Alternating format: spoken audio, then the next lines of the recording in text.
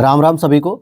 आज की इस क्लास में हम लोग शुरू करेंगे इंडियन ज्योग्राफी लेक्चर नंबर 14 और ये आपके परिणाम नोट्स की सीरीज को हम लोग शुरू कर चुके हैं जिसमें इंडियन पॉलिटी ऑलरेडी कवर हो चुकी है और साथ ही साथ ये आपके UP PCS, Bihar PCS, MP PCS, Rajasthan PCS या अदर स्टेट पीसीएस के जैसे छत्तीसगढ़, झारखंड, उत्तराखंड के प्रीलिम्स एग्जाम्स के लिए सबसे महत्वपूर्ण ये सीरीज चलाई जा रही है।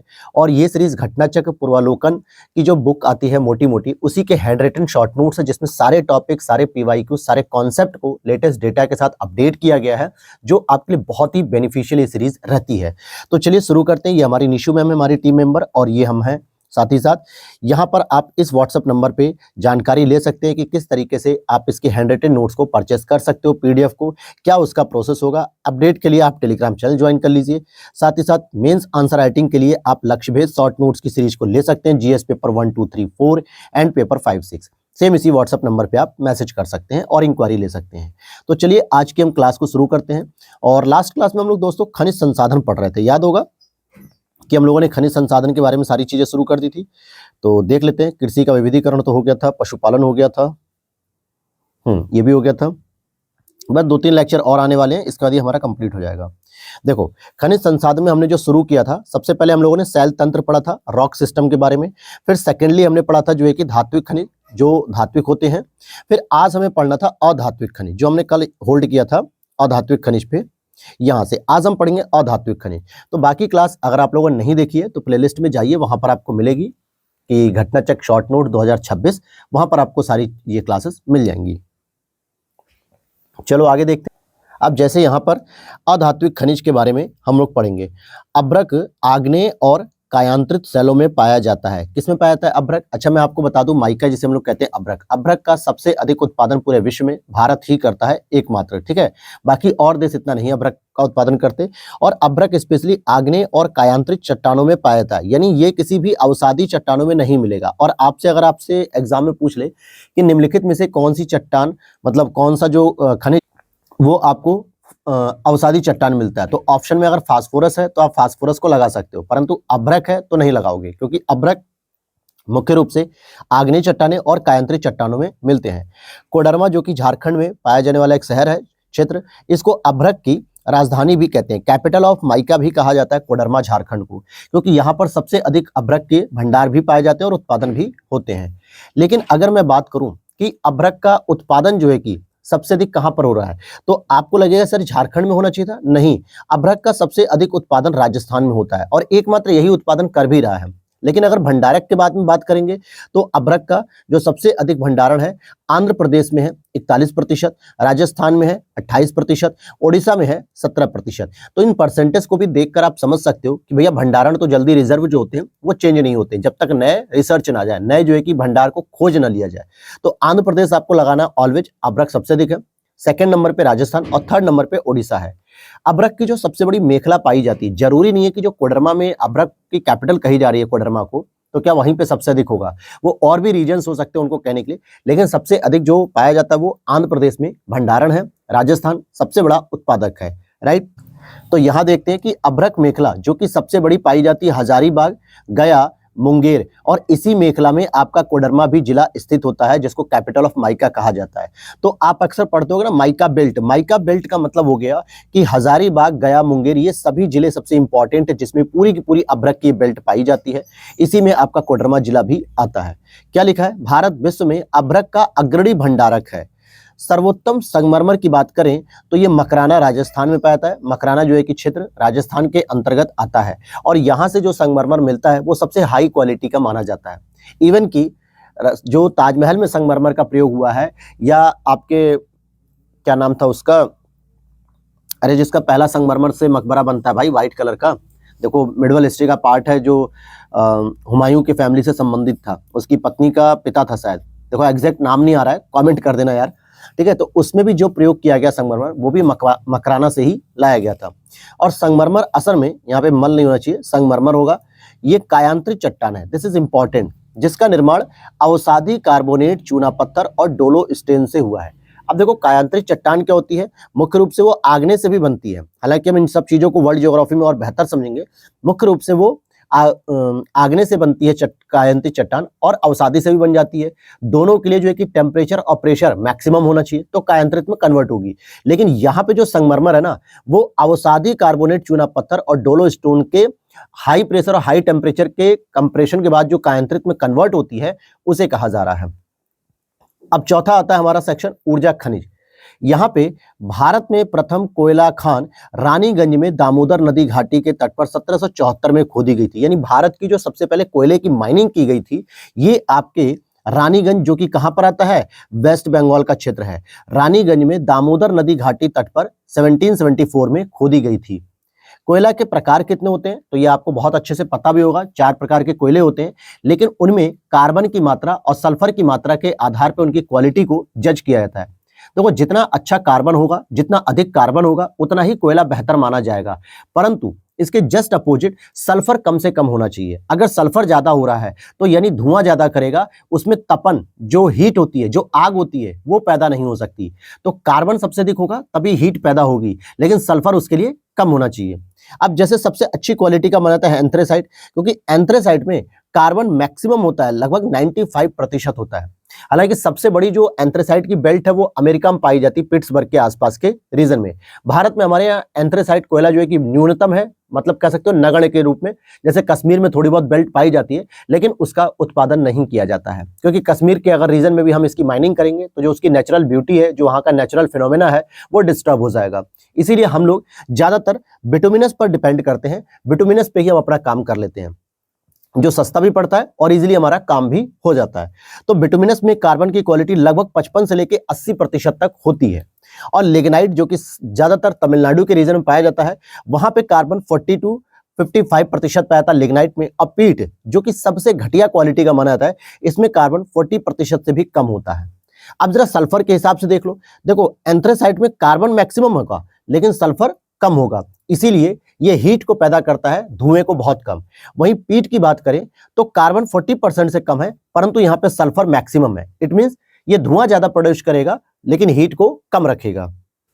अब आगे देखते हैं कोयले के भंडार की बात करें। देखो, भंडार को मैं फिर कहूंगा कि ज्यादा चेंज नहीं होते हैं, इसलिए आपको अच्छे से समझ लेना है। और इस तरीके से हमने इसको लिखा भी है ना कि अगर आपको नया कोई डाटा मिलता है, मैं फिर कहूंगा ये अक्टूबर में मैंने बनाया था दोस्तों, और उस समय तक जो है कि नया इकोनॉमी सर्वे आने में 5 महीने का समय था, तो मैं उसको वहां पे छोड़ तो सकता नहीं था इकोनॉमी सर्वे के भरोसे, क्योंकि अक्टूबर से इसको जो है कि नोट्स से पढ़ रहे हैं बहुत सारे बच्चे। तो अगर आपको लगता है कि सर इसमें कुछ अपडेट हो गया है, तो प्लीज आप लोग के पास अगर पीडीएफ है तो अपडेट कर लो।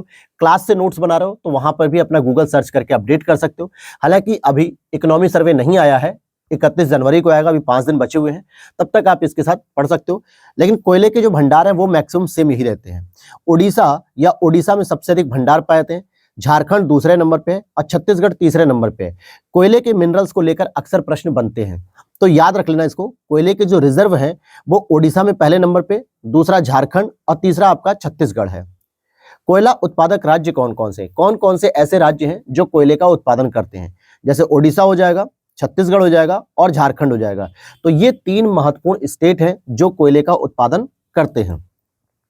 अब कुछ घटनाएं हैं, उनका कालक्रम देख लेते हैं। जैसे ये प्रश्न बन गया था, तो रानीगंज कोयला प्रथम उत्पादन, जो रानीगंज के वेस्ट बंगाल वाले रीजन में, जो मैंने अभी ऊपर आपको बताया ना, 1774 में भारत की पहली कोल माइनिंग शुरू की गई थी, 1774 में रानीगंज में। राष्ट्रीय कोयला विकास निगम एनसीडीसी की स्थापना 1956 में की गई थी, यानी कि कोयले के डेवलपमेंट के लिए जो कॉर्पोरेशन बनाया गया नेशनल लेवल पर, 1956 में स्टैब्लिश किया गया। कोयला खदानों का राष्ट्रीयकरण भी कर दिया गया, यानी कोयले की जो खदानें हैं उसको गवर्नमेंट के द्वारा नीलाम किया जाएगा, उसका राष्ट्रीयकरण कर दिया गया, नेशनलाइजेशन, 1973 में। और कोल इंडिया लिमिटेड की स्थापना की गई 1975 में। ठीक, और आते हैं छोटा नागपुर पठार औद्योगिक प्रदेश झारखंड, उत्तरी ओडिशा और वेस्ट बंगाल में विस्तृत है। यानी कि जो छोटा नागपुर औद्योगिक प्रदेश है वो मुख्य रूप से झारखंड के बेल्ट में, उत्तरी ओडिशा और वेस्ट बंगाल में जो है कि विस्तृत है। कुछ कोयला उत्पादक क्षेत्र हैं और इनमें पाई जाने वाली कोयले की खदान, जो प्रश्न अक्सर मिलान करने के लिए आता है। जैसे दामोदर घाटी में आपको रानीगंज भी देखने को मिलेगा, वहीं पे बराकर भी देखने को मिलेगा, और ये दोनों ही प्रकार की कोयला माइनिंग्स वेस्ट बंगाल में है। सोन घाटी में आपको उमरिया देखने को मिलेगी। गोदावरी घाटी में सिंगरेनी, जो कि तेलंगाना में है। याद रखो कि यहाँ पर देखो सोन घाटी में आपको सिंगरौली मिलती है, जो यूपी और एमपी के बॉर्डर पे है। यूपी में स्पेशली सोनभद्र और एमपी का जो रीजन होता है, दोनों की जहां पे बॉर्डर शेयर होते हैं, वहीं पे सिंगरौली नाम की जो है कि कोयला खदान है जो सोन घाटी में आती है। सोन मतलब सोन नदी में। और सिंगरेनी अगर पूछेगा, रौली नहीं सिंगरेनी, तो ये गोदावरी घाटी में तेलंगाना में आ जाएगा। और महानदी घाटी में आपको तलचर मिलेगा ओडिशा में, दामोदर घाटी में कर्णपुरा मिलेगा झारखंड में, वहीं दामोदर घाटी में रानीगंज और बराकर वेस्ट बंगाल में मिलेंगे। तो भले आपको ये घाटियां याद ना हो, लेकिन एटलीस्ट ये जगह याद होनी चाहिए, क्योंकि ये मिलान करने के लिए आता है। कई बार सिंगरौली आता है, कई बार सिंगरेनी आता है। बच्चे सिंगरेनी को भी क्या करते हैं, सोनभद्र के साथ कनेक्ट कर देते हैं, क्योंकि उन्होंने सिंगरैनी सिंगरौली को एक जैसा ही पढ़ लिया है, उसमें जो क्लियरिटी होनी चाहिए वो नहीं रखी है। तो आप लोग क्लियर रहिएगा इस चीज को लेकर। बाकी झरिया जो कोयला क्षेत्र है ये धनबाद झारखंड में आता है। कोरबा कोयला क्षेत्र छत्तीसगढ़ में आता है। लिग्नाइट कोयले के भंडार, देखो लिग्नाइट कोयला 3rd नंबर पे आता है कोयले की क्वालिटी में। हालांकि इतना बढ़िया नहीं माना जाता है, लेकिन जितने अभी तक आपने ये जो कोयले के भंडार पढ़ रहे हो, ये सब बिटुमिनस को लेकर है, एंथ्रेसाइट का कोई भी नहीं है। तो लिग्नाइट कोयले का भंडार सबसे अधिक तमिलनाडु में देखने को मिलता है। 2nd नंबर पे आपको राजस्थान में देखने को मिलेगा। लेकिन लिग्नाइट का उत्पादन पूरे देश का 50% अकेले तमिलनाडु करता है। तमिलनाडु में बहुत सारी इंडस्ट्रीज हैं जिनमें कोयले की जरूरत पड़ती है, तो लिग्नाइट कोयले का ही प्रयोग करते हैं, चाहे वो विद्युत संयंत्र हो या फिर वो किसी प्रकार की और इंडस्ट्रीज संचालित कर रही हो। तो इसीलिए तमिलनाडु देश का 50% उत्पादन लिग्नाइट कोयले करता है, गुजरात 28% करता है और राजस्थान 22% करता है। जबकि भंडार के मामले में तमिलनाडु है और राजस्थान है। कोयला संस्तर मीथेन क्या होता है, कोल बेड मीथेन इसको कहा जाता है, सीबीएम भी बोलते हैं। मुख्य रूप से ये गैर परंपरागत ऊर्जा स्रोत है। सबसे पहले इंपॉर्टेंट चीज ये है, इसको अंडरलाइन कर लो। क्यों कह रहा हूं मैं, क्योंकि देखो आपने पढ़ रखा है कि सर जो दहन ईंधन होते हैं या जीवाश्मिक ईंधन होते हैं वो परंपरागत होते हैं, ट्रेडिशनल होते हैं और नवीकरणीय होते हैं। ठीक है, यानी कोयला वर्ड जैसे ही आप देखोगे और आप टिक लगा दोगे कि सर ये पारंपरिक ईंधन है, यानी ये अनवीकरणीय है, और यहीं पे एग्जामिनर आपके साथ खेला कर देगा और आपका प्रश्न गलत हो जाएगा, क्योंकि वो स्पेशली कोयले के बारे में नहीं पूछ रहा, कोयले से निकलने वाली जो मीथेन गैस है ना, उसका प्रयोग करने के लिए वो पूछ रहा है। इसीलिए इसको कोयला संस्तर मीथेन पूरा पढ़ा जाता है, और ये गैर परंपरागत ऊर्जा का स्रोत है, अर्थात ये नवीकरणीय ऊर्जा स्रोत हो गया। जो कोयला संधियों से निष्कर्षित 90% से अधिक शुद्ध गैस है। जब हम कोयले को निकालते हैं तो कोयले के लिए जो दरारें बनती है ना, जैसे आप कभी माइनिंग को देखो, यूट्यूब पे डालो, बहुत सारी मिल जाएंगी माइनिंग की फोटोज या वीडियोज, या फिर गूगल पे देख सकते हो, जेमिनाई का साथ ले सकते हो।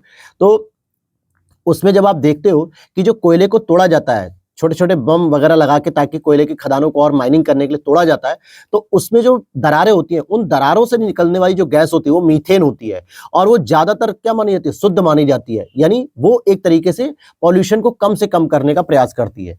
और इसी तरीके से सेल गैस भी जो होती है, ये भी गैर पारंपरिक ऊर्जा है। ये मैंने आपको बता रखा है पिछली क्लासेस में कि ये भी क्या है, गैर परंपरागत ऊर्जा है। सेल गैस में देखोगे तो 86% मीथेन होता है, 4% ईंधन होता है, 1% प्रोपेन होता है और अन्य भी गैसें होती हैं। तो सेल गैस हो गया, सीबीएम हो गया, कोल बेड मीथेन, ये दोनों की दोनों नवीकरणीय ऊर्जा के स्रोत हैं। भूतापीय ऊर्जा भी नवीकरणीय ऊर्जा के स्रोत हैं। ये प्रश्न बनते हैं, इसलिए जरा इन शब्दों पे ध्यान अच्छे से दे लो भाई। कोल संस्तर मीथेन यानी सीबीएम हो गया, सेल गैस हो गया, भूतापीय ऊर्जा हो गया, ये तीनों नवीकरणीय ऊर्जा स्रोत हैं। आपसे एग्जामिनर पूछेगा तो डेफिनेटली आप गलत कर जाओगे अगर इस कॉन्सेप्ट को अच्छे से नहीं समझोगे तो। और सेल गैस के जो भंडार पाए जाते हैं मुख्य रूप से सिंधु गंगा के मैदानी क्षेत्रों में, असम गुजरात के तटीय क्षेत्रों में भंडारित होते हैं। अब आ जाओ, कुछ कोयले के क्षेत्र हैं जो राज्यों से संबंधित है, जैसे राजमहल। अब भाई राजमहल की पहाड़ियां आपने झारखंड में पढ़ी हैं, तो यहां पर स्थित है। सुहागपुर, ठीक है, मध्य प्रदेश में है। विश्रामपुर छत्तीसगढ़ में है। रानीगंज पश्चिम बंगाल में। माकूम असम में है। झिलिमिली, ध्यान देना ये झिलमिली छत्तीसगढ़ में है। और Neyveli, this is important, Tamil Nadu में है। नेवेली कई बार एग्जाम में मिलान करने के लिए आया कि भैया नेवेली का कोयला क्षेत्र किस राज्य में स्थित है, और याद होना चाहिए तमिलनाडु में है। फिर आ जाओ, नामचिक की बात करेंगे तो नामचिक आपका अरुणाचल प्रदेश में है। रामपुर हिमगिरी ओडिशा में आता है। रंगीत घाटी, दिस इज इंपॉर्टेंट, रंगीत घाटी क्योंकि तिस्ता नदी की सहायक नदी है और ये सिक्किम में आती है। तंदूर तेलंगाना में। बरोरा महाराष्ट्र में। Lalmatia, this is important, Jharkhand में है।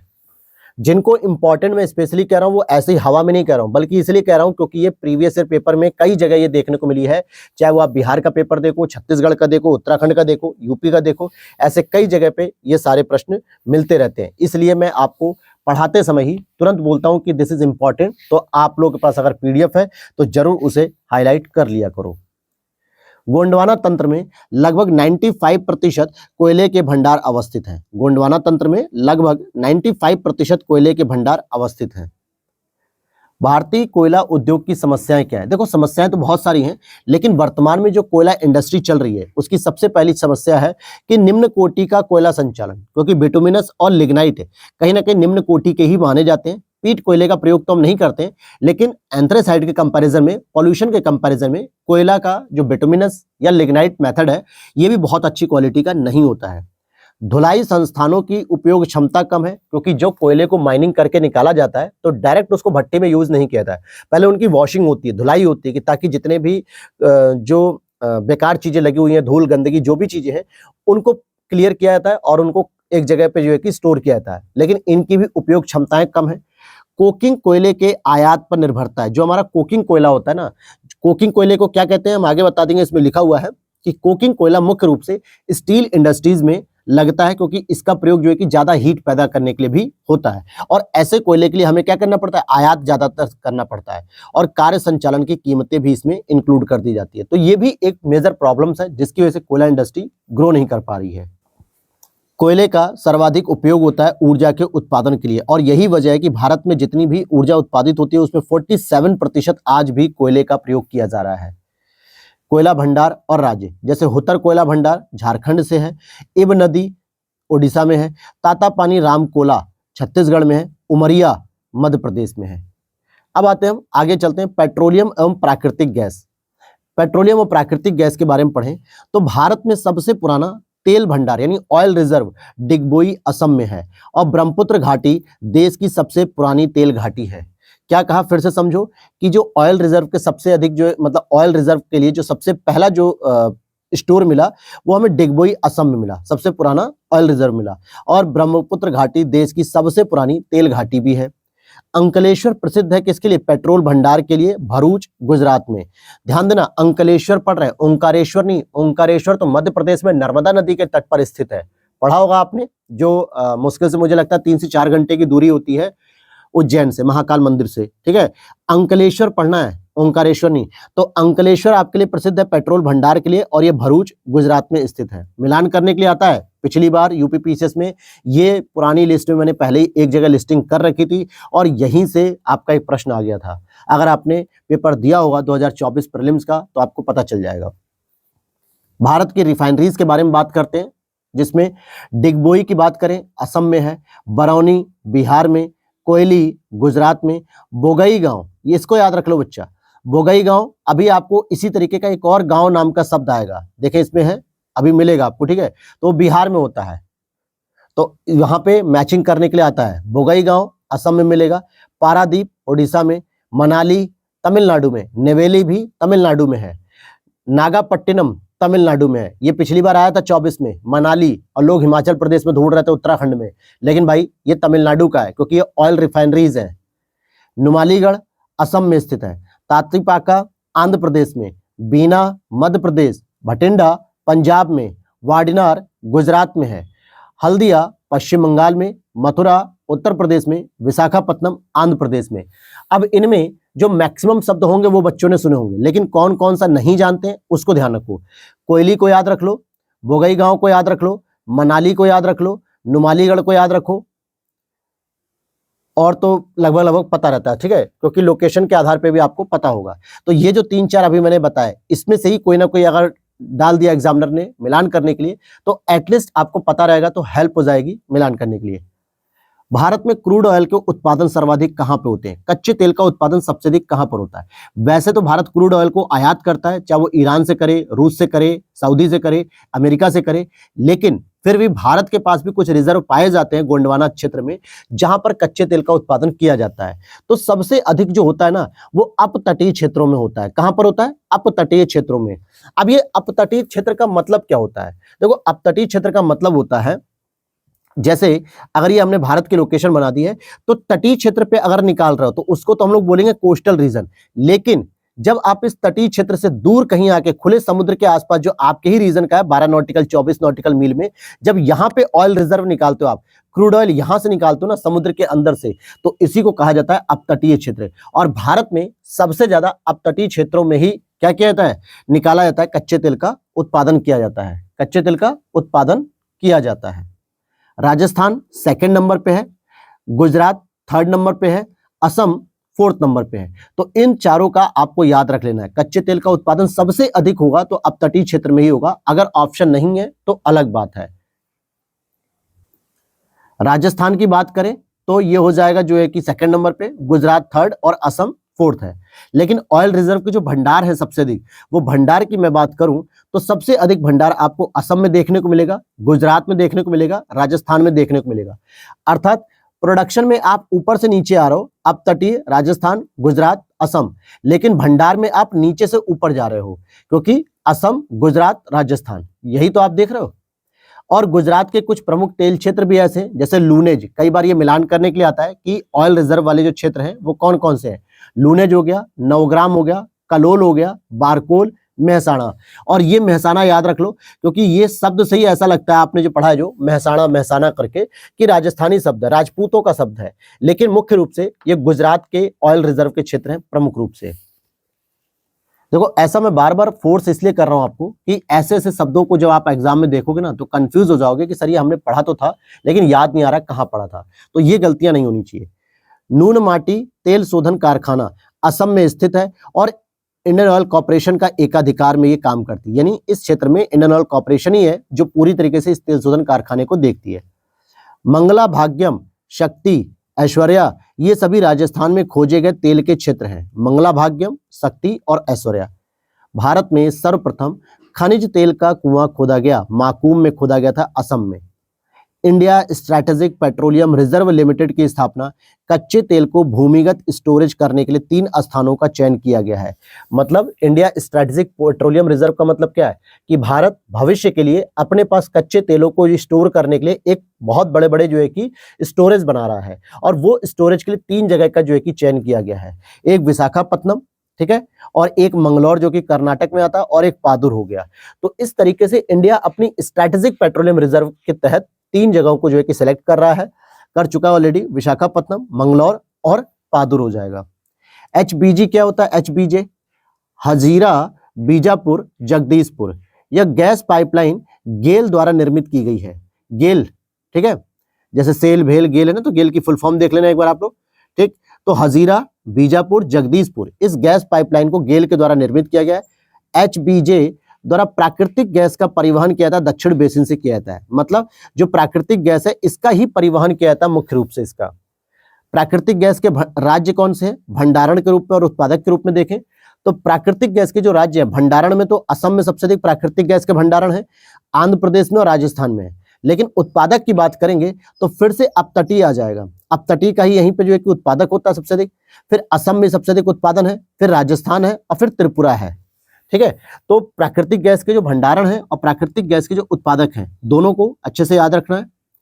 देखो मैं समझ सकता हूं कि इस समय जो टॉपिक चल रहा है वो मुख्यतः कॉन्सेप्ट से हटकर रटने वाले पे है, लेकिन एटलीस्ट अगर आपको क्लास में ठीक से मैं समझा रहा हूं तो आप जब भी रिवीजन करोगे या जब भी इसकी मैराथन वीडियोस आएंगी तो आप वहां पे इजीली समझ पाओगे और चीजों को बस आगे चलते चलाओगे याद करते हुए। देखो प्राकृतिक गैस का अपतटीय क्षेत्र से सर्वाधिक उत्पादन होता है। कौन से क्षेत्र से? बंबई हाई और बसीन अपतटीय क्षेत्र, इन दोनों से प्राकृतिक गैस का अपतटीय लेवल पर सबसे अधिक उत्पादन होता है। तो यहाँ पर प्राकृतिक गैस का अपतटीय जो क्षेत्र है सर्वाधिक उत्पादन कहाँ पे होता है भैया मेरे? तो बॉम्बे हाई में और बसीन के अपतटीय क्षेत्र में। और यह क्षेत्र मुंबई तट से 160 किलोमीटर दूरी पर है। 1965 में भारत और रूस की संयुक्त टीम के द्वारा यह खोजा गया था और यहाँ से सबसे पहले 1974 में पहला तेल कुआं भी खोदा गया था। तो ये अपतटीय जो क्षेत्र है बॉम्बे हाई वाले भी, ये भी पूरा कहाँ से? देखो मुंबई के तट से 160 किलोमीटर दूर समुद्र के अंदर। अब सेल गैस संसाधन प्राप्ति स्थल कहाँ से? सेल गैस मैं फिर आपको बता रहा हूं कि ये क्या है, ये एक नवीकरणीय ऊर्जा है, यानी कि गैर परंपरागत ऊर्जा का स्रोत है। तो यहां पर कैम्बे बेसिन में आपको सेल गैस मिल सकती है, और सेल गैस में सबसे अधिक क्या मिलता है, मीथेन मिलता है, लगभग 85% के आसपास। कावेरी बेसिन में मिल सकती है सेल गैस संसाधन, कृष्णा गोदावरी बेसिन में मिलेगा, गंगा घाटी में मिलेगा, असम और अराकान की मतलब घाटी जो है उनमें मिलेगी। तो ये 5 ऐसी लोकेशन है जहां पर सेल गैस की प्राप्ति हो सकती है। अब आ जाते हैं हम लोग प्रमुख गौण खनिज की सूची। देखो गौण खनिज होते हैं, भले यहाँ पे प्रमुख लिखा है लेकिन आप उस वर्ड पे मत जाओ, पहले आप इनकी सूची को याद करो। बेंटोनाइट होता है, फेल्सपार होता है, लैटेराइट होता है, संगमरमर होता है, अभ्रक होता है, क्वार्ट्ज होता है, सैंडस्टोन जिसको हम बालू पत्थर कहते हैं, सिलिका, ग्रेनाइट, डोलोमाइट, बेराइट्स, ये सभी जो है कि प्रमुख गौण खनिज की सूची में आते हैं। भारत का 100% क्रोमाइट उत्पादन उड़ीसा में ही होता है, केवल और केवल 100% वहीं पे होता है, और सबसे अधिक भंडार भी बॉक्साइट के कहां पे हैं, उड़ीसा में है। तो ध्यान से समझो इस चीज को। देखो भारत का 100% क्रोमाइट का उत्पादन कौन कर रहा है, ओडिशा कर रहा है, यानी मोनोपोली है इसकी। ओडिशा में सर्वाधिक 41% बॉक्साइट के भंडार हैं, और सेकंड नंबर पे छत्तीसगढ़ होता है जहां पे 20% के आसपास भंडार हैं। मैग्नीज भंडार की बात कर लेते हैं। मैग्नीज भंडार के अग्रणी राज्य, ओडिशा में मैग्नीज के भंडार सबसे अधिक है, कर्नाटक में है और मध्य प्रदेश में है। लेकिन मैग्नीज का जो उत्पादन होता है ना, उसमें मध्य प्रदेश आगे आ जाता है। भले भंडार में आपका तीसरे नंबर पे है, ओडिशा पहले नंबर पे है, कर्नाटक दूसरे पे है, लेकिन जब उत्पादन की बात होती है मैग्नीज की, तो मध्य प्रदेश पहले नंबर पे आता है, महाराष्ट्र दूसरे नंबर पे आता है, ओडिशा तीसरे नंबर पर आता है। अब यहाँ पे खनिज है और उत्खनन शहर है। खनिज की बात करें तो तांबे की बात करेंगे तो तांबा भिलवाड़े से उत्खनन किया जाता है। लौह अयस्क बेल्लारी कर्नाटक से भी है, मैंगनीज चित्रदुर्ग कर्नाटक से है, बॉक्साइट कटनी एमपी से है। एस्बेस्टस का भंडार अग्रणी राज्य, राजस्थान में जो है कि एस्बेस्टस मिलता है, कर्नाटक में मिलता है, आंध्र प्रदेश में मिलता है। क्वार्टजाइट कायांतरित होता है बलुआ पत्थर से, चूना पत्थर से संगमरमर कायांतरित होता है, और सेल परिवर्तन से स्लेट का निर्माण बनता है। कई बार आपसे पूछा जाता है ना कि भैया जो कायांतरित चट्टानें उनके उदाहरण बताइए, तो कायांतरित चट्टानों में क्वार्टजाइट भी आता है, ये एक बलुआ पत्थर से रूप कायांतरित होता है, संगमरमर भी आता है, स्लेट भी आता है, ये सभी कायांतरित चट्टानों के ही स्वरूप है। राइट। खनिज और शीर्ष उत्पादक राज्य, जैसे लौह अयस्क की बात करें तो उड़ीसा में आता है सबसे अधिक उत्पादन। तांबे की बात करें तो मध्य प्रदेश में आता है। हालांकि तांबे के भंडार मैंने कल बताया था कि राजस्थान में सबसे अधिक मिल रहा है तांबा, जिसमें जावर की खान, ठीक है, मैंने बताया था बहुत इंपॉर्टेंट होती है, खेतड़ी, झुंझुनू, ये सभी, परंतु तांबे का उत्पादन सबसे अधिक मध्य प्रदेश कर रहा है। सोने की बात करेंगे तो कर्नाटक हो जाएगा, और अभ्रक की बात करेंगे तो राजस्थान। हालांकि अभ्रक का जो है कि प्रोडक्शन सबसे अधिक राजस्थान में हो रहा है, जबकि भंडार जो है कि आपके उड़ीसा झारखंड वाले बेल्ट में है।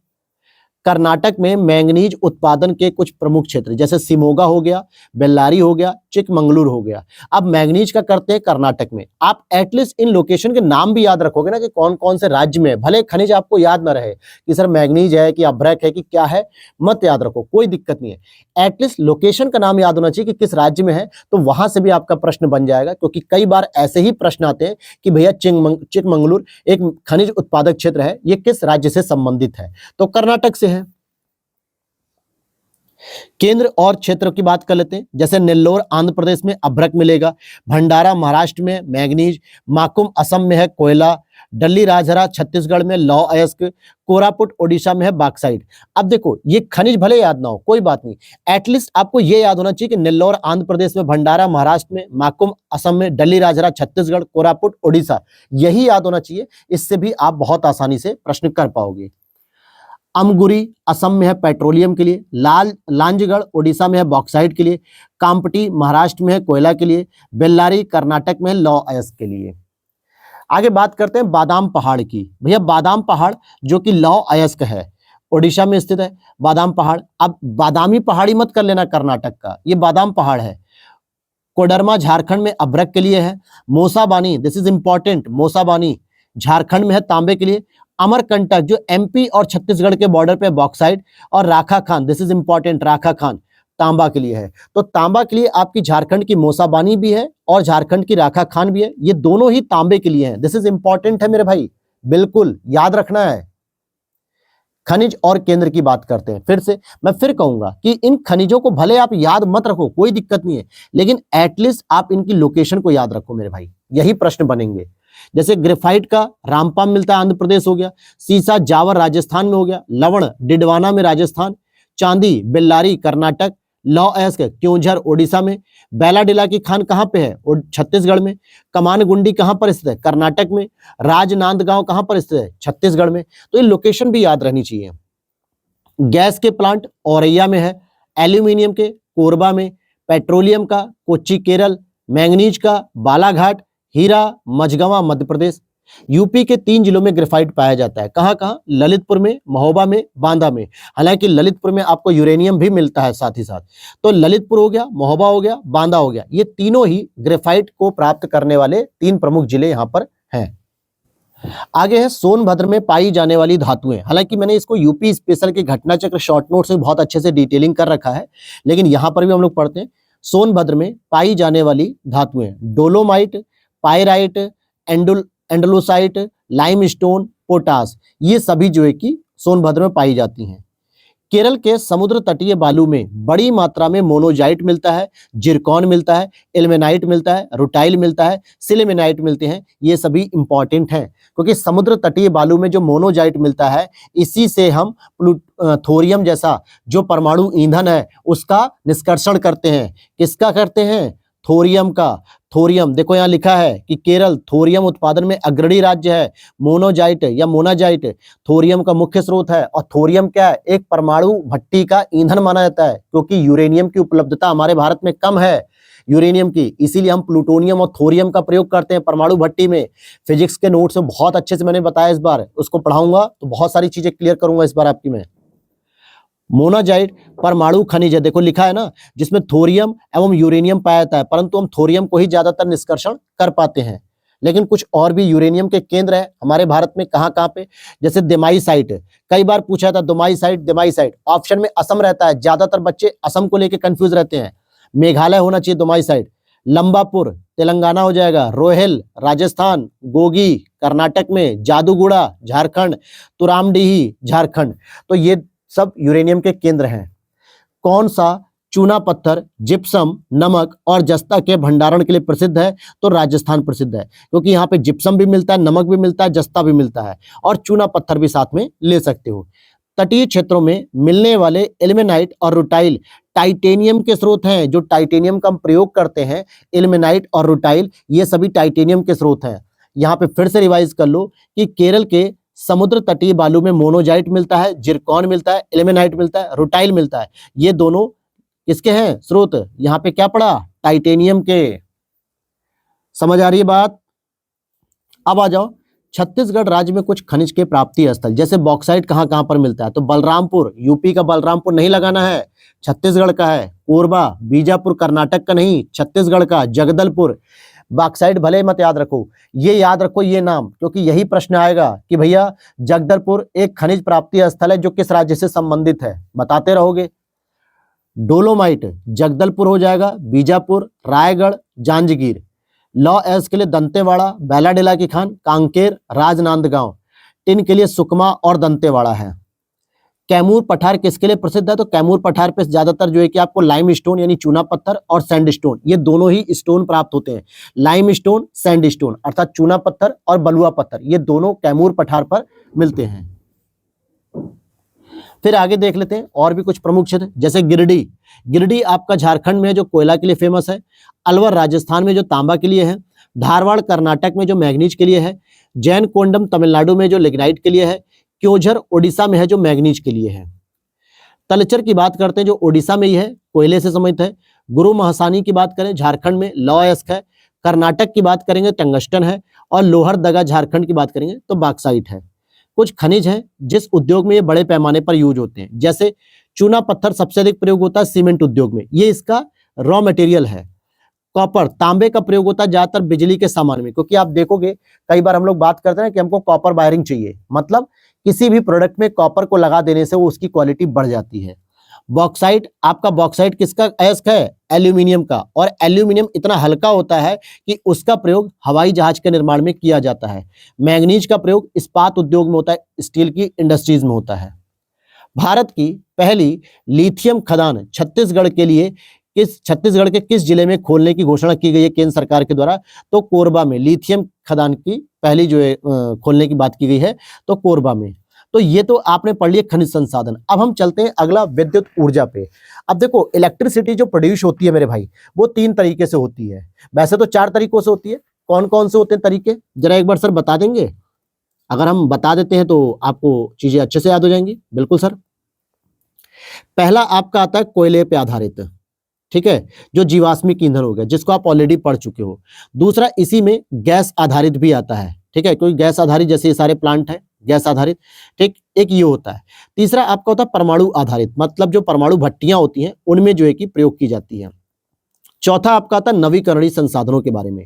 तो इस तरीके से अभी तक आपने क्या क्या पढ़ लिया? कोयले पे आधारित तो पढ़ा नहीं, गैस आधारित नहीं पढ़ा, क्योंकि कोयले के भंडार वगैरह आपने पढ़े हैं, लेकिन कहां कहां पे कौन कौन से प्लांट ऐसे हैं जो कोयले पे आधारित होके या गैस पे आधारित होके बिजली का प्रोडक्शन कर रहे हैं, या फिर परमाणु भट्टी पे आधारित होके या नवीकरणीय ऊर्जा स्रोत पे आधारित होके। तो जब इनको कैटेगराइज कर लिया जाता है तो आसान होता है समझना। चलो विद्युत ऊर्जा को पढ़ते हैं। सबसे पहले हम तापीय ऊर्जा केंद्र को पढ़ेंगे, और तापीय ऊर्जा केंद्र का मतलब हो गया कोयले पे आधारित। हम पढ़ेंगे कौन कौन से ऐसे इलेक्ट्रिसिटी प्लांट है जो कोयले पे आधारित चलते हैं। सबसे पहले हम उत्तर प्रदेश के ही पढ़ेंगे। ओबरा आपका कहां पे है? सोनभद्र में है। उत्तर प्रदेश से मतलब ओबरा सोनभद्र में है, कोयला आधारित है। सिंगरौली सोनभद्र में आता है, कोयला आधारित। रेहंद सोनभद्र में आता है, कोयला आधारित। दादरी कहां आता है भैया? दादरी ग्रेटर नोएडा में आता है, गाजियाबाद में। ये आएगा आपका गौतम बुद्ध नगर में, जो कि एनटीपीसी यूनिट यहां पर चलती है, नेशनल थर्मल पावर कॉर्पोरेशन, इसकी यूनिट है ये दादरी।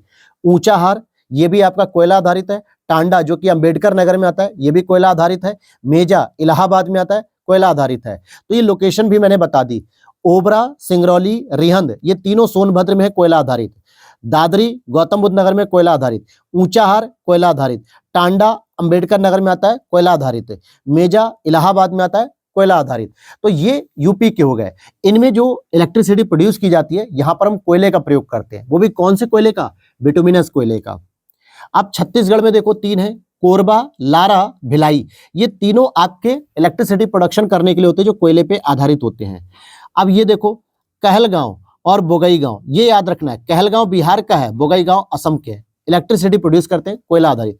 तो कहलगांव हो गया, नबीनगर हो गया, कांटी हो गया, बरौनी हो गया, ये चारों ही बिहार के हैं। बिहार पीसेस वाले याद रख लो अच्छे से। रामागुंडम तेलंगाना में है, बोगईगांव असम में है। Khargone this is important, MP. Durgapur Paschim Bangal. Rourkela Odisha. Jhajjar Haryana. Kudgi Karnataka में है। तो ये भी इंपॉर्टेंट है जो आपको पढ़ने हैं। सिमहाद्री की बात करेंगे तो आंध्र प्रदेश में विंध्याचल, मध्य प्रदेश में वल्लूर, तमिलनाडु में। ध्यान रखना कि विंध्याचल को आपको यूपी नहीं करना है, ये एमपी के अंतर्गत आता है, पावर प्लांट है। और ये सभी जितने अभी तक आपने पढ़े ये सभी कोयले आधारित हैं। अब प्रश्न कैसे बनेगा? देखो प्रश्न ऐसे बनेगा कि उत्तर प्रदेश में स्थित विद्युत ऊर्जा प्लांट निम्नलिखित में से कौन सा गैस आधारित है? ऑप्शन होगा ओबरा, सिंगरौली, रिहंद और औरैया। अब बता दो जरा इन चारों में, तो आपको कंफ्यूजन नहीं होना चाहिए। तो आप कहोगे सर हमने पढ़ा है। अगर पूछेगा निम्नलिखित में से कौन सा विद्युत प्रोडक्शन करने का जो प्लांट है वो गैस आधारित भी है और कोयला आधारित भी है, कौन सा ऐसा क्षेत्र है? तो दादरी दोनों हैं। ये गैस आधारित भी दादरी और कोयला आधारित भी है। ऐसे ही प्रश्न बनते हैं, लेकिन आपको अच्छे से तैयार रहना चाहिए, तब आप अच्छे से कर पाते हो इनको।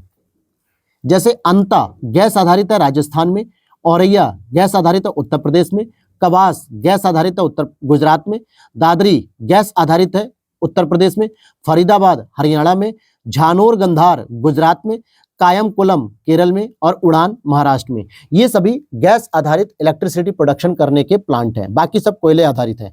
अब इन दोनों को मिला के अगर प्रश्न पूछ लेगा तो आपको क्लियर होना चाहिए कि कौन सा गैस आधारित है, कौन सा कोयला आधारित है। यहां तक बात समझ में आ गई? चलो अब महत्वपूर्ण जल विद्युत परियोजना की बात करते हैं, यानी कि जो हाइड्रो इलेक्ट्रिसिटी प्रोडक्शन करते हैं, जो जल के माध्यम से करते हैं। जैसे केरल में आपको इडुक्की और सबरीगिरी ये दोनों मिलेंगे जल विद्युत परियोजना। तमिलनाडु में मैटूर, कुंडा, पेरियार ये तीनों मिलेंगे। ये कुंडा प्रतापगढ़ वाला नहीं है राजा भैया का, ये तमिलनाडु का कुंडा है जो मैटूर, कुंडा, पेरियार। पेरियार को केरल में मत समझ लेना, गलती मत करना यहाँ पे, क्योंकि जल विद्युत परियोजना आप पढ़ रहे हो। गुजरात का उकाई, नर्मदा घाटी ये दोनों ही जल विद्युत परियोजना से संबंधित है। मध्य प्रदेश में गांधी सागर, इंदिरा सागर और ओंकारेश्वर। फिर बता रहा हूं, अंकलेश्वर गुजरात में पढ़ा था आपने ऑयल रिजर्व के लिए, ओंकारेश्वर जल विद्युत परियोजना के लिए एमपी में है। महाराष्ट्र में कोयना, जम्मू कश्मीर में सलाल, बगलिहार, दुल्हस्ती है। हिमाचल प्रदेश में चमेरा, पार्वती है। आंध्र प्रदेश में नागार्जुन सागर, श्रीशैलम है। उत्तर प्रदेश में रिहंद और माता टीला है। ये दोनों ही वाटर इलेक्ट्रिसिटी यानी हाइड्रो इलेक्ट्रिसिटी प्रोड्यूस करती हैं। क्लियर हुआ यहां तक? चलो आगे देखते हैं। एनटीपीसी के द्वारा, NTPC national thermal power corporation, इसकी स्थापना स्वयं 1975 में हुई है और इसने अपनी सबसे पहली यूनिट सिंगरौली इकाई में 1977 में स्थापित की, जो कि यूपी और एमपी इन दोनों में ही इसका विस्तार है। यूपी के सोनभद्र में इसका विस्तार है। ठीक, तो एनटीपीसी की स्थापना होती है 1975 में और इसने सबसे पहले अपनी जो पावर प्लांट लगाया, जिसको सबसे पुराना भी कहते हैं, तो सिंगरौली में लगाया 1977 में, जो यूपी और एमपी के क्षेत्र में विस्तारित है।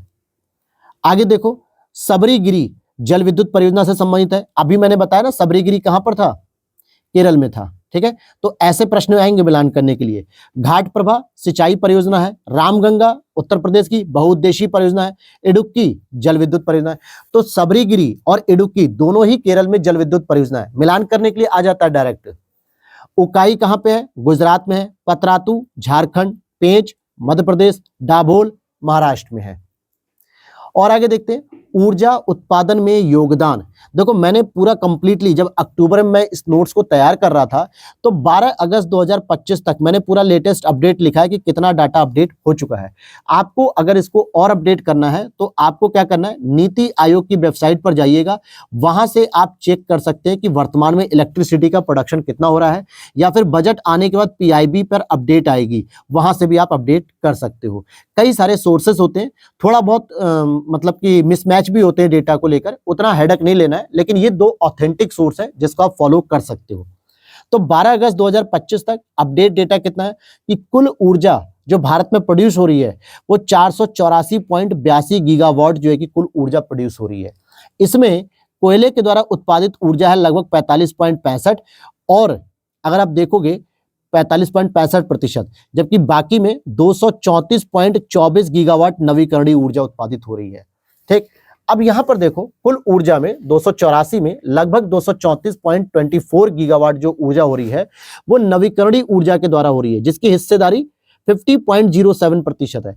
तो नवीकरणीय ऊर्जा की हिस्सेदारी अब कोयले से ज्यादा हो गई है। लेकिन उन नवीकरणीय में सबसे अधिक किसकी है, तो सौर ऊर्जा की है 48%। अगर हम इस नवीकरणीय ऊर्जा को 100% मान ले तो इसमें सबसे अधिक प्रोडक्शन सौर ऊर्जा के द्वारा हो रहा है, दूसरा पवन ऊर्जा के द्वारा होता है, तीसरा जल विद्युत ऊर्जा के द्वारा, और चौथा बायोमास ऊर्जा के द्वारा। तो समझ में आ रहा है, ये पैटर्न पूछता है आपसे क्रोनोलॉजी के टर्म्स में कि भैया कुल ऊर्जा हमारी भारत में जितनी भी प्रोडक्शन हो रहा है उसमें नवीकरणीय ऊर्जा की हिस्सेदारी ज्यादा है या जीवाश्मिक ईंधन, तो हम कहेंगे सर हमारी ज्यादा है, क्योंकि 50.07 हम हो चुके हैं। ठीक है, इसमें परमाणु ऊर्जा भी लगभग 8.78 गीगावाट कर रही है, जो कि लेटेस्ट डाटा मैं बता दूं 1.7% है। ये अभी का बता रहा हूं मैं, जो दिसंबर 2025 का डेटा मैंने पढ़ा है उसमें 1.7% परमाणु ऊर्जा की हिस्सेदारी है और 50.07% नवीकरणीय ऊर्जा की हिस्सेदारी है। जितना बचता है जीवाश्मिक ईंधन की हिस्सेदारी है, जिसमें प्राकृतिक गैस भी आती है, कच्चे तेल भी आते हैं, कोयला ऊर्जा भी आती है। ठीक है, तो देखो सारे डेटा को बहुत क्रोनोलॉजी के साथ मैं आपको बता रहा हूं। अब आ जाते हैं, वेस्ट बंगाल में एनटीपीसी के द्वारा सुपर ताप विद्युत उत्पादन केंद्र स्थापित किया जा रहा है, जो फरक्का ताप विद्युत केंद्र के नाम से जाना जाता है। ओबरा ताप विद्युत केंद्र की स्थापना सोनभद्र में रूस के सहयोग से की गई थी। किसके सहयोग से? रूस के सहयोग से। कहां पर? ओबरा में। बिजली घर है कुछ और उनके राज्य, जैसे कोठागुदम ये तेलंगाना में बिजली घर है, रायचूर ये कर्नाटक में बिजली घर है, बनकबोरी ये गुजरात में बिजली घर है। और अब हम पढ़ेंगे ताप विद्युत संयंत्र कहाँ कहाँ पे, जैसे बदरपुर कहाँ पे? दिल्ली में है। हरदुआगंज कहाँ पे ताप विद्युत संयंत्र है? उत्तर प्रदेश। हरदुआगंज कहाँ है पता है? अलीगढ़ में है। कहाँ पर है दोस्तों? हरदुआगंज अलीगढ़ में है। उत्तरन की बात करेंगे गुजरात में है। पारस की बात करेंगे तो ये महाराष्ट्र में है। तो यहां तक आज हमने ये पढ़ लिया, और चलो इसको और पढ़ लेते, 2 पॉइंट और हैं। ठीक है, कुल स्थापित विद्युत क्षमता, भाई पारंपरिक और नवीकरणीय ऊर्जा की बात करें तो 31 जुलाई 2025 तक का मैंने ये डेटा लिखा। अभी यहाँ पे 12 अगस्त तक का था, ये 31 जुलाई का दे रहा हूं मैं। गुजरात में जो है कि 63 गीगावाट उत्पादन हो रहा है, महाराष्ट्र में 53 गीगावाट और राजस्थान में 52 गीगावाट हो रहा है। अब ध्यान देना, ये जो ऊर्जा प्रोडक्ट हो रही है ये पारंपरिक भी होगी और नवीकरणीय भी होगी। इन दोनों की कुल विद्युत ऊर्जा जो भी हो रही है 31 जुलाई 2025 तक का जो डाटा है, इसमें Gujarat 63 gigawatt, Maharashtra 53 gigawatt, Rajasthan 52 gigawatt तक है। नाभिकीय ऊर्जा उत्पादन अग्रणी राज्य कौन कौन से? जैसे कुडनकुलम में अगर हम देखें तो इसमें 2000 मेगावाट है, ठीक है, 2 यूनिट है 1-1000 की। तारापुर में देखें तो 700 की 2 हैं, 1400 मेगावाट। रावत भाटा राजस्थान में देखें तो 1180 गीगावाट मतलब मेगावाट है। कैगा कर्नाटक का देखें तो 880। नरोरा यूपी का कितना करता है? 440 मेगावाट प्रोडक्शन करता है। बोकारो तापीय घर कहां पर है दोस्तों? झारखंड में है। बाढ़ सुपर थर्मल कहां पे है? बिहार में है। पतरातू क्या है? ताप विद्युत केंद्र। झाकरी जल विद्युत केंद्र। कलपक्कम नाभिकीय विद्युत केंद्र और कोरबा ताप विद्युत केंद्र। तो ये हो गया आज की हमारी क्लास कंप्लीट। और अब हमारी 2 क्लास और आएंगी, क्योंकि देखो 74 पेजेस कंप्लीट हो गए। एक क्लास में लगभग हम लोग 5 से 6 पेज को कवर करते हैं, ताकि आराम से आप 40 से 45 मिनट की क्लास को एंजॉय करिए और अच्छे से चीजों को समझते चलिए। क्योंकि आज की क्लास में सबसे ज्यादा आपको फैक्ट पर काम करना है और ये चीजों में कोई कॉन्सेप्ट नहीं लगता। UP PCS, Bihar PCS direct fact को बेस बना के प्रश्न पूछते हैं, तो ये तैयार रहना चाहिए आपका। कल की क्लास से हम शुरू करेंगे नाभिकीय शक्ति संयंत्र से शुरू करेंगे, यहीं से हम पूरा पढ़ेंगे और उसके बाद एक और क्लास आएगी। टोटल 2 क्लास में आपकी इंडियन ज्योग्राफी कंप्लीट होने वाली है। यानी ये आपका मान के चलो कि ये 16 लेक्चर में कंप्लीट हो जाएगी। आज हमारा लेक्चर नंबर 14 है, तो 15 और 16 2 लेक्चर और आएंगे और आपका ये कंप्लीट हो जाएगा। राइट, तो फिर मिला जाए फिर अगली क्लास में कल के दिन। चलो फिर, जय हिंद, जय भारत। और स्वतंत्र और आपकी जो गणतंत्र दिवस हम लोग आज सेलिब्रेट कर रहे हैं, इसकी बहुत सारी आप लोगों को ढेर सारी शुभकामनाएं। मस्त रहिए, आबाद रहिए, पढ़ते रहिए।